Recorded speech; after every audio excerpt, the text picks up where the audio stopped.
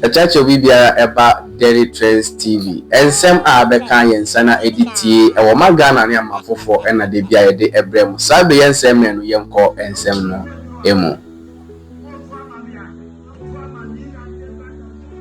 For the National Democratic Congress.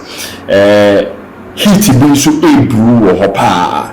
Na heat no emotion, but etete sumase kakran na ebe yi na pie bako 50 Abikwete General Secretary of the National Democratic Congress or a strong firebrand ukomu 50 Abikwete apart say on fact the guidelines of the National Democratic Congress on to na sekora only why obe follow strongly the guidelines of the National Democratic Congress, even to the point he said omo ensure say omo national chairman time na opeso utia imbraso na oko on their own campaign as a strong contender for presidential candidate and as a flag bearer of the National Democratic Congress. Omo fa kwan bi so involve the Council of Elders of the National Democratic Congress ema omo tena ase ehwe kwan ya ono nso ontia imbra of the National Democratic Congress into the guidelines principles of the National Democratic Congress omo di ye juma papa na fifi Abikwete ejina imbra bi so a ebubo nkrofo bi pa in the current government of President John Dramani Mahama. And then here can was the National Democratic Congress so baba year branch elections, no makoye constituency executive elections, na omasa so eyi national officers of the NDC to say same way like the New Patriotic Party but as far as abai money guideline bia say diswa ebu bonkophobia ha affect butomni interest pa and yes it will be the end of position in government heading into the 2028 elections. One assembly was the NDC guideline requires all government appointees person serving as a party executive so resign 6 months prior to internal elections.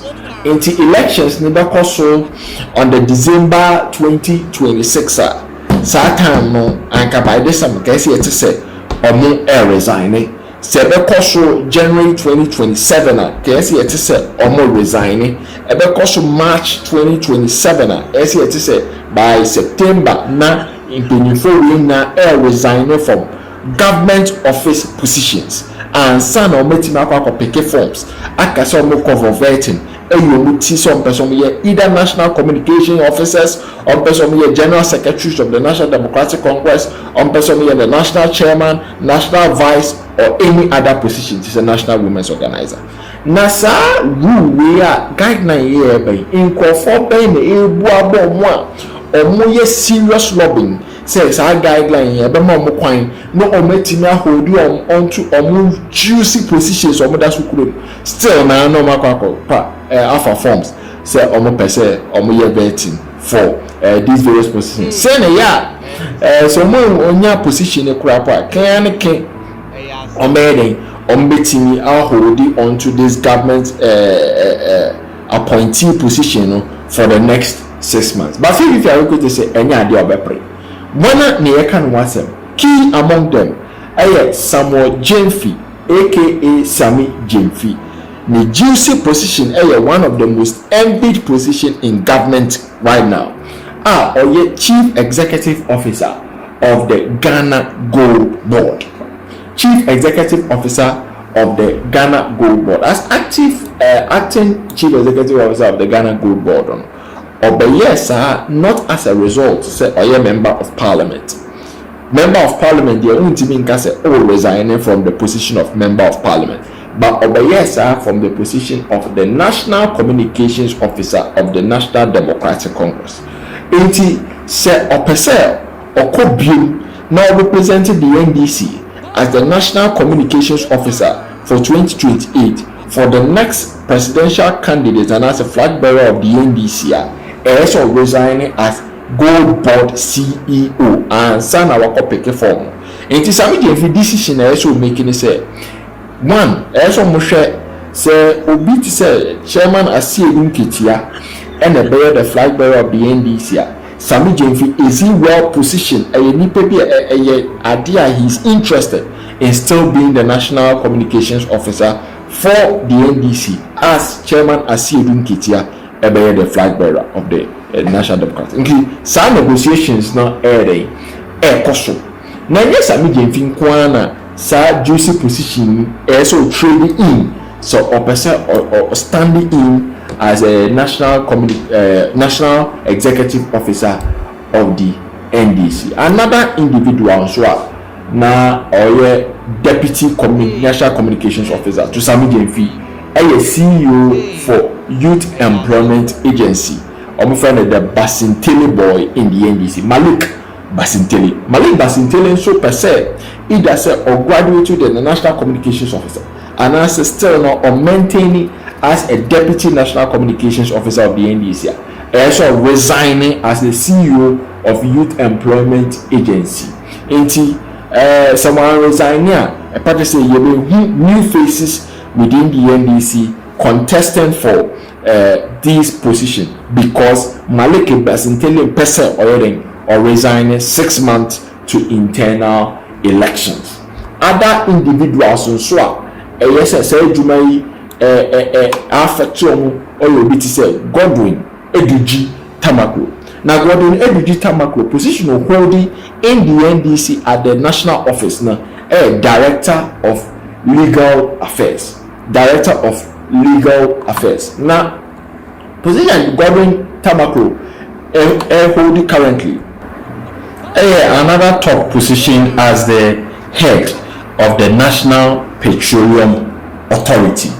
Still now, person the director of legal affairs, also resigning as the head of the National Petroleum Authority. No wonder, said President John Dramani Mahama has started to say or hint to say a lot of reshuffling by the course within the government now because if we never take the decision, so back to the NDC head office contested for these national positions. While sir, a position in the government now are currently vacant. Almost replace you more. Not forgetting Mustafa Bande, Deputy General Secretary of the National Democratic Congress, and also as executive head of logistics board state agency and also as direct individual under General Secretary Fifi Abikwete or resigning either so but also indicate say Kianeke or person call a bill as the Deputy General Secretary of the NDC or person contested for the General Secretary position because Fifi Abikwete and maintaining say that same portfolio and already or per se oko. Now you share another one so Madam Hannah Bisu the National Women's Organizer of the NDC and also head of Public Health Authority EPA also per se or also contested as the National Women's Organizer or resigning from the EPA and Sana with me I back to the office. Is it that Uber decided that and I said Uber maintain he said Uber say or not position because omu the power into reshuffle ni hit koso no enye asam ketua. Not forgetting Joseph Yamin, National Organizer of the NDC and also board chairman of Ghana Sports Authority so and also or resigning and I say obeying or be holding on to the position key decisions and Sammy Gyamfi, George Pariado, Dr. Hannah Bisu, Joseph Yamin, Mustafa Bande, Malik Basintele, and many others also in President Mahama's government heading into the 6 months to the veteran and I say national executive positions within the NDC.